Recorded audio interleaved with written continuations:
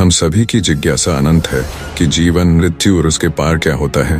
पूर्व जन्म या पिछले जन्मों की कहानी आत्मा की एक महान यात्रा की गाथा है, जो सतयुग से लेकर कलयुग तक फैली हुई है। पुनर्जन्म का विचार प्राचीन धार्मिक और दार्शनिक मान्यताओं में गहराई से निहित है। खासकर हिंदू धर्म, बौद्ध धर्म, जैन धर्म और सिख धर्म में यह यात्रा देवता से मनुष्य और मनुष्य से देवता बनने की चक्रीय प्रक्रिया का प्रतिनिधित्व करती है। इस यात्रा में परमात्मा शिव की भूमिका अत्यंत महत्वपूर्ण है, जो आत्मा को कर्म बंधन से छुड़ाए मनुष्य से देवता बनने की दिशा में मार्गदर्शन करते हैं। पुनर्जन्म का विचार, जिनमें हर अनुभव हमें एक नई दिशा दिखाता है। आइए इस रहस्यमय यात्रा की खोज करें और समझें कि इस जन्म के पूर्व हम क्या थे, और देखेंगे कि कैसे पास्ट लाइफ रिग्रेशन के माध्यम से अनेक लोगों ने पूर्व जन्मों के अनकहे रहस्यों को उजागर किया है। सबसे पहले हम जानते हैं कि क्यों मनुष्य केवल मनुष्य योनि में ही जन्म लेता है, पशु योनि में नहीं। मानव योनि और पशु योनि के बीच मुख्य अंतर उनके संस्कार और अनुभवों का होता है। मनुष्य को विशेष प्रकार की चेतना, बुद्धिमत्ता और आत्मा के विकास की क्षमता प्राप्त होती है। मनुष्य सही और गलत का भेद कर सकता है और यही क्षमता उसके कर्मों में परिलक्षित होती, जिसमें नैतिकता, दया और करुणा जैसे गुण प्रमुख होते हैं। दूसरी ओर पशुओं के संस्कार उनकी मूल जीवित जरूरतों और सरल जीवन से संबंधित होते हैं। पशु स्वाभाविक प्रवृत्तियों के अनुसार जीते हैं। मनुष्य की यात्रा केवल मनुष्यों की योनि में ही होती है। मनुष्य आत्मा मनुष्य योनि में ही अपने पाप कर्मों की सजा भोगती है। इस सृष्टि पर 84 लाख योनियां जरूर है, पर मनुष्य आत्मा को 84 लाख योनियों से गुजरना नहीं पड़ता। यदि किसी व्यक्ति ने इस जीवन में नकारात्मक कर्म किए हैं, तो वे अगले जन्म में कठिन परिस्थितियों जैसे गरीबी, अंधापन, लंगड़ापन, मानसिक चिंता, लाइलाज बीमारी या अन्य विपत्तियों के रूप में प्रकट हो सकते हैं। यह जीवन की कठिनाइयां आत्मा के पिछले कर्मों का परिणाम होती है और यह आत्मा को आत्म सुधार की दिशा में प्रोत्साहित करती है। पुनर्जन्म सिद्धांत बताता है कि संस्कारों का सुधार योनि बदलने से नहीं, बल्कि आत्मा के अनुभवों और कर्मों के आधार पर होता है। इसके लिए आत्मा को उचित ज्ञान, शिक्षा और श्रेष्ठ संकल्प शक्ति की आवश्यकता होती है। यह मानना कि पशु योनि केवल भोगने की योनि है, सत्य नहीं है। पशु भी अपने जीवन में स्वतंत्रता, संतुष्टि और सरलता का अनुभव करते हैं। पक्षियों का आकाश में उड़ना उनकी स्वतंत्रता और संतोष का प्रतीक है। अब जब हमने 84 लाख योनियों का रहस्य सुलझा लिया है, तो आइए इस गुह्य प्रश्न का भी उत्तर खोजें कि क्या हम सदैव मनुष्य शरीर में ही जन्म लेते रहे हैं, या इससे पूर्व भी हमारी कोई उच्चतम अवस्था थी, जब आत्मा 5000 वर्ष पूर्व परम धाम से इस सृष्टि पर आई, तब सतयुग का जीवन कैसा था। आइए इस देवता से मनुष्य बनने की अद्भुत महागाथा को समझते हैं। इस सृष्टि पर सबसे पहले सतयुग और त्रेता युग में जन्म लेने वाली आत्माएं शुद्ध, पवित्र और दिव्य गुणों से भरी होती है। उस समय हम सभी देवी देवताओं के रूप में इस धरती पर जन्म लेते थे। इस युग को स्वर्णिम युग भी कहा जाता है, जहाँ चारों ओर शांति, सुख और पवित्रता का वास होता है। यहाँ प्रकृति भी सतो प्रधान होती है और अपने मालिक देव आत्माओं के सेवा में सदा तत्पर रहती है। देवी देवताओं का जीवन नैतिकता, मर्यादा और दिव्यता से ओतप्रोत होता है। इस दिव्य वातावरण में जीवन के हर पहलू में शुद्धता का वास होता है। सतयुग और त्रेता युग में संतान उत्पत्ति की प्रक्रिया विशुद्ध रूप से आत्मिक और योग शक्ति पर आधारित होती है। योग की दिव्य शक्ति से जन्म लेने वाले बच्चे भी इन गुणों से युक्त होते हैं और वे अपने माता पिता की तरह ही पवित्र, दिव्य और नैतिकता से पूर्ण होते हैं। इस प्रकार स्वर्ग में जीवन पूरी तरह से पवित्रता और दिव्यता से परिपूर्ण होता है। यह दिखाता है कि स्वर्ग में जीवन एक आदर्श स्थिति है, जहां आत्माएं अपने सबसे शुद्ध स्वरूप में होती हैं।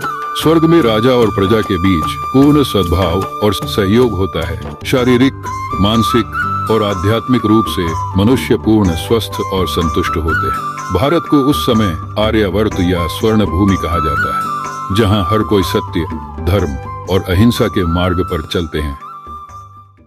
सतयुग और त्रेता युग की दिव्यता के बाद द्वापर युग का आगमन होता है, जब देव आत्माओं की शक्ति और कलाएं घटने लगती हैं। सतयुग से द्वापर युग तक इस लंबी यात्रा में आत्माओं की दृष्टि जो पहले आत्मिक थी अब धीरे धीरे दैहिक हो जाती है। प्रकृति भी जो पहले सुखदायी थी अब दुख देने वाली तमोप्रधान हो जाती है। लेकिन द्वापर युग का आगमन इस संसार में एक और महत्वपूर्ण परिवर्तन लाता है। द्वापर युग से ही पूजा पाठ सत्संग की शुरुआत होती है। पहले राजा विक्रमादित्य द्वारा भगवान शिव के सोमनाथ मंदिर की स्थापना होती है। इसी युग में गीता, भागवत और पुराण जैसे धर्म ग्रंथों की रचना होती है जो आत्माओं को पुनः आध्यात्मिकता की ओर प्रेरित करते हैं। द्वापर युग से ही विभिन्न धर्मों के संस्थापक अपने अपने धर्म की स्थापना करते हैं और परमात्मा का संदेश जन जन तक पहुंचाते हैं। आइए गति, सद्गति और दुर्गति के गहन अर्थों और उनके आध्यात्मिक आयामों को समझने का प्रयास करें ताकि हम जीवन, मृत्यु और पुनर्जन्म के रहस्यों को गहराई से जान सकें। गति का मूल अर्थ है मुक्ति या मोक्ष, जो कि आत्मा की परम अवस्था है जब वह संसार के चक्रव्यूह और माया के बंधनों से पूर्णतया मुक्त हो परम धाम में निवास करती है। सद्गति अर्थात जीवन मुक्ति, इस संसार में इस शरीर में रहते हुए जीवन मुक्त स्थिति का अनुभव करना। ऐसा नेचुरल जीवन सतयुग त्रेतायुग में होता है जहां आत्मा न केवल मुक्त स्थिति में है बल्कि वह संसार के सर्वोच्च शांति और दिव्यता का अनुभव करती है। दुर्गति अर्थात आत्मा का पतन, आत्मा जब अपने को देह समझकर विषय विकार के अधीन हो पाप कर्म करती है तब वह धीरे धीरे दुर्गति की ओर अग्रसर होने लगती है। फिर ऐसा समय आता है जब सभी आत्माओं के अति पाप कर्मों से यह संसार धीरे धीरे रौरव नरक घोर कलयुग बन जाता है, जो कि अभी है। कलयुग में जब कोई व्यक्ति शरीर छोड़ता है तो लोग उसे स्वर्गवासी कहते हैं, परंतु इस समय स्वर्ग का अस्तित्व नहीं है। आत्मा केवल अपने पूर्व जन्मों के कर्मों के अनुसार इस संसार में पुनः जन्म लेती है। सतयुग में शरीर छोड़ने वाली आत्माएं पुनः सतयुग में जन्म लेती हैं और कलयुग में शरीर छोड़ने वाली आत्माएं कलयुग में ही पुनः जन्म लेती हैं। ऐसा नहीं है कि कलयुग में अच्छे कर्म करने से कोई स्वर्ग में चला जाएगा, बल्कि अच्छे कर्मों के आधार पर अगला जन्म कलयुग में ही श्रेष्ठ रूप में मिलता है। इस स्थूल लोक के बाहर कोई अन्य लोक नहीं है जहां आत्माओं को शरीर प्राप्त हो। सबसे ऊपर ब्रह्मलोक है जिसे परम धाम, शांति धाम या मुक्ति धाम कहा जाता है। यह वही दिव्य स्थान है जहां आत्माएं बिना शरीर के मुक्त अवस्था में निराकार परमपिता परमात्मा के साथ निवास करती हैं। ये ब्रह्मलोक हम सभी आत्माओं का वास्तविक घर है जहां परम शांति, अनंत प्रेम और अखंड आनंद का निवास होता है। यही कारण है कि आत्मा द्वापर युग से अपने शाश्वत घर ब्रह्मलोक की ओर लौटने की आकांक्षा रखती आई है। अब हिप्नोसिस के माध्यम से पास्ट लाइफ रिग्रेशन के द्वारा पुनर्जन्म के रहस्य को भी समझने का प्रयास करते हैं। अनेक लोगों ने पास्ट लाइफ रिग्रेशन के माध्यम से अपने पिछले जन्मों के अनुभव साझा किए हैं। उन्होंने यह पाया कि उनके वर्तमान जीवन के सुख दुख, संघर्ष और परिस्थितियां वास्तव में उनके पूर्व जन्मों के कर्मों का ही प्रतिफल हैं। इस जीवन में वे उन्हीं आत्माओं के साथ पुनः जन्म लेकर अपने अधूरे कर्मों का हिसाब किताब पूरा करती हैं जो किसी जन्म में उनके निकट संबंधी या परिचित थे। आत्मा निर्लेप नहीं है। हमारे प्रत्येक कर्म, चाहे वह अच्छे हों या बुरा, हमारी आत्मा पर अमिट छाप छोड़ता है जिसे हम अपने अगले जन्म में साथ लेकर जाते हैं। यही कर्म हमें पुनर्जन्म के चक्र में बांधते हैं, परंतु यह कर्म बंधन अनंत नहीं है। शिव बाबा की याद से कर्मयोगी बन हम अपने जन्म जन्मांतर के पाप कर्मों और कर्म बंधनों को समाप्त कर सकते हैं। शिव बाबा की दिव्य स्मृति आत्मा को उसके संपूर्ण शुद्धि और मुक्ति के मार्ग पर अग्रसर करती है। इस जीवन में सुख, शांति, आनंद का अनुभव करने के लिए हमें इस बात को समझना पड़ेगा कि हमारा वर्तमान जीवन ही संपूर्ण जीवन नहीं है। जीवन एक सतत यात्रा है जिसमें आत्मा एक शरीर से दूसरे शरीर में प्रवेश करती रहती है। हमारा वर्तमान जीवन केवल एक पड़ाव है। इससे पहले भी हम कई जन्म ले चुके हैं। हर जन्म में हमें नए माता पिता, परिवार, धन संपत्ति और अन्य संसाधन मिले हैं और इस जन्म में भी हमें ये सब मिल रहे हैं। यह समझना महत्वपूर्ण है कि ये सभी चीजें अस्थायी हैं और एक जन्म से दूसरे जन्म तक साथ नहीं जाती। इसलिए इस जीवन में किसी भी वस्तु या व्यक्ति के प्रति लोभ, आसक्ति या अत्यधिक मोह रखना उचित नहीं है।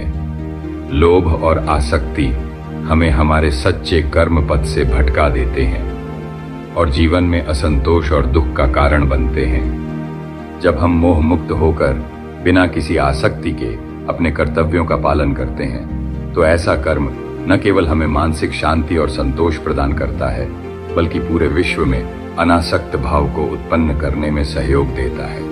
इसलिए यह आवश्यक है कि हम अपने जीवन को इस प्रकार जिएं कि जब शरीर छोड़ने का समय आए तो हमारी मति शुद्ध, शांत और श्रेष्ठ हो और एक परमात्मा की ही याद हो। इस प्रकार का सत्य जीवन दृष्टिकोण हमें न केवल इस जन्म में बल्कि आगामी जन्मों में भी श्रेष्ठ गति प्रदान करता है। यही जीवन की सच्ची समझ और धर्म का पालन है।